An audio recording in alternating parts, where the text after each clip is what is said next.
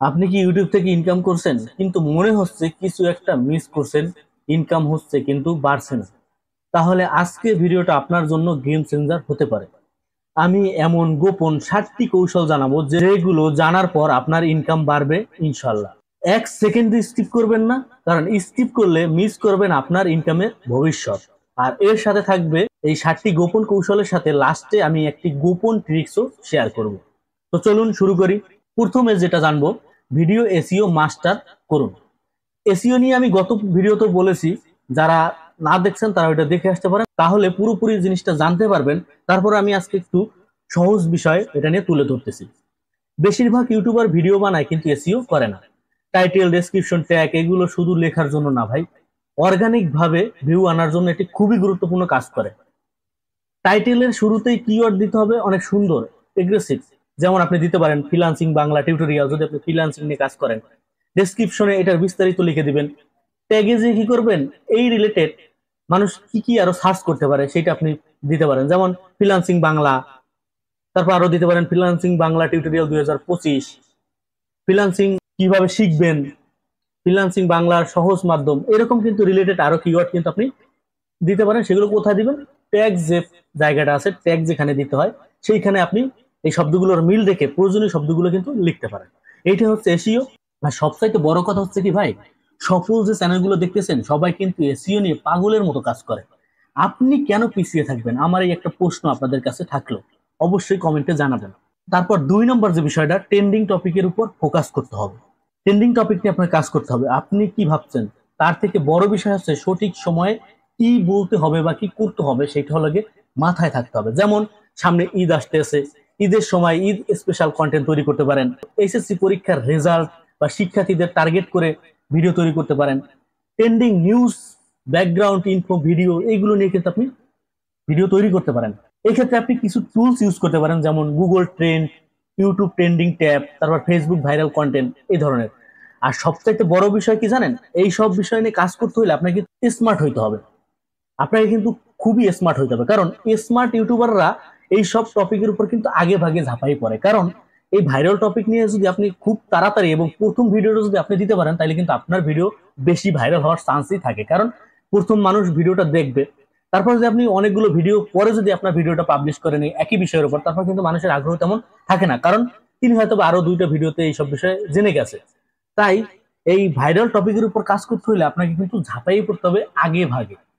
এটা কিন্তু বলে রাখলাম, এটা করতেই হবে আপনাকে।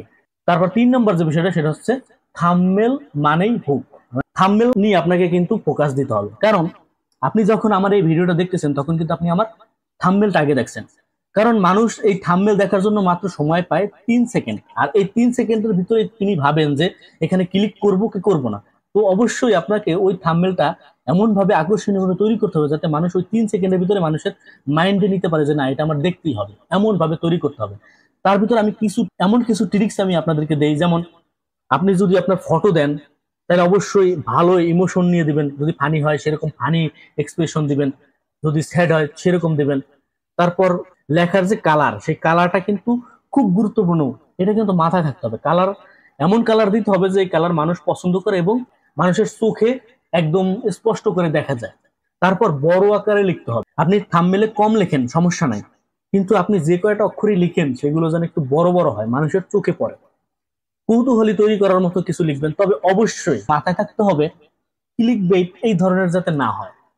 আপনার কৌতূহলী দিবেন যাতে এগুলো লিমিট থাকে, এক্সেস না হয়ে যায়। এগুলো কিন্তু আপনাকে মাথায় রাখতে হবে। আর এই ধরনের থাম্বনেল আপনি কোথায় কোথায় তৈরি করতে পারেন? ক্যানভা দিয়ে তৈরি করতে পারেন, ফটোপে দিয়ে তৈরি করতে পারেন, স্ন্যাপসিট দিয়ে তৈরি করতে পারেন। আরো অনেক ধরনের অ্যাপস আছে, সেগুলো দিয়ে কিন্তু আপনি তৈরি করতে পারেন। তারপর 4 নাম্বার যেটা, দর্শকদের ধরে রাখার কৌশল।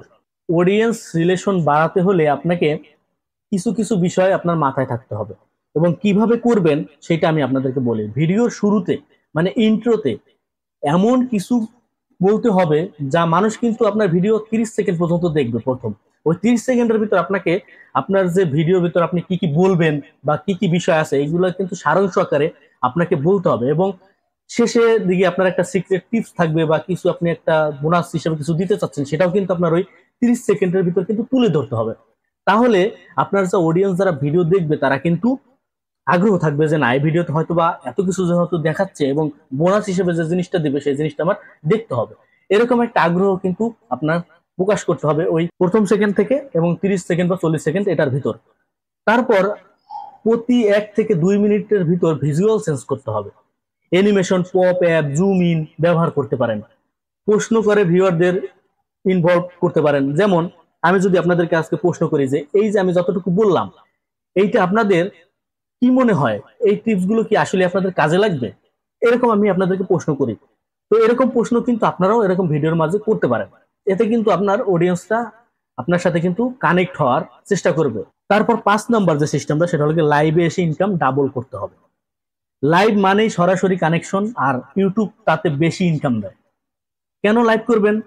আপনি এখানে এসে সুপার সেট করতে পারবেন, ওয়াচ টাইম বুস্ট করতে পারবেন, কমিউনিটি গড়ে তুলতে পারবেন, স্পন্সরশিপ সহজ হয় এতে।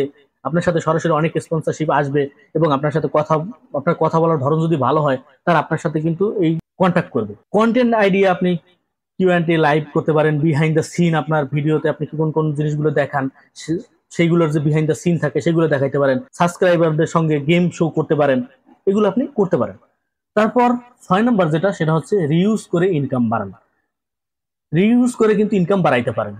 আপনার একটাই কন্টেন্ট থেকে কয়েকভাবে কিন্তু ইনকাম করতে পারেন। যেমন আপনার একটা লং ভিডিও আছে, সেটাকে শর্টস করলেন, ফেসবুক রিলসে বানালেন, ইনস্টাগ্রামে দিলেন, টিকটকে দিলেন, ভয়েস ক্লিপ তৈরি করলেন, পডকাস্ট তৈরি করলেন। তারপর এগুলো করার পর আপনারা ওইটাকেই ব্লগে আর্টিকেল বানিয়ে গুগল অ্যাডসেন্স থেকেও কিন্তু ইনকাম করতে পারেন। তো এইগুলো আপনি যদি একটা ভিডিও থেকে তৈরি করতে পারেন, তাহলে কিন্তু আপনার ইনকামটা কয়েক গুণ হয়ে গেল। দেখেন, কয়েক গুণ, প্রায় 5-6টা প্ল্যাটফর্ম থেকে কিন্তু আপনি ইনকাম পেয়ে গেলেন। তারপর 7 নম্বর যেটা, সেটা হলো স্পন্সরশিপ বা অ্যাফিলিয়েট। গুগল অ্যাডস ছাড়াও কিন্তু ইনকাম করা যায়। যেমন স্পন্সরশিপ অথবা অ্যাফিলিয়েট দিয়ে কিন্তু খুব ভালো পরিমাণে ইনকাম করা সম্ভব। আপনি স্পন্সরশিপ পাওয়ার জন্য যা করতে পারেন, নিজের চ্যানেলের নিচে যোগাযোগের যে ইমেল, সেটা দিয়ে দিতে পারেন। আপনার যদি 5,000 সাবস্ক্রাইব হয়ে যায়, আপনি নিজেই বিভিন্ন কোম্পানির সাথে কিন্তু পিচ করতে পারেন। মিডিয়া কিট তৈরি করতে পারেন ক্যানভা দিয়ে। অ্যাফিলিয়েট কিভাবে করবেন সেটা আমি আপনাদেরকে একটু বলি। দারাজ আছে, অ্যামাজন আছে, হোস্টিং আছে, কোর্সেস আছে। যে কোনো কিছু ভিত্তিতে কিন্তু অনেস্ট রিভিউ বা এগুলো লিঙ্ক দিয়ে অ্যাফিলিয়েট কমিশন ইনকাম করতে পারবেন। তো এগুলো কিন্তু অনেকেই করতেছে, বেশিরভাগ ম্যাক্সিমাম বাইরের যারা ইউটিউবার বা বাইরের যারা কন্টেন্ট ক্রিয়েটর, তারা কিন্তু বেশিরভাগই কিন্তু অ্যাফিলিয়েট দ্বারা কিন্তু ইনকাম করে থাকে। বেশি, সবথেকে বেশি প্রায়োরিটি এই অ্যাফিলিয়েট লিঙ্কে দিয়ে থাকে। তারপর বোনাস যে টিপসের কথা আমি বলছিলাম, সেই বোনাস টিপসটা আমি আপনাদেরকে দেওয়ার চেষ্টা করতেছি।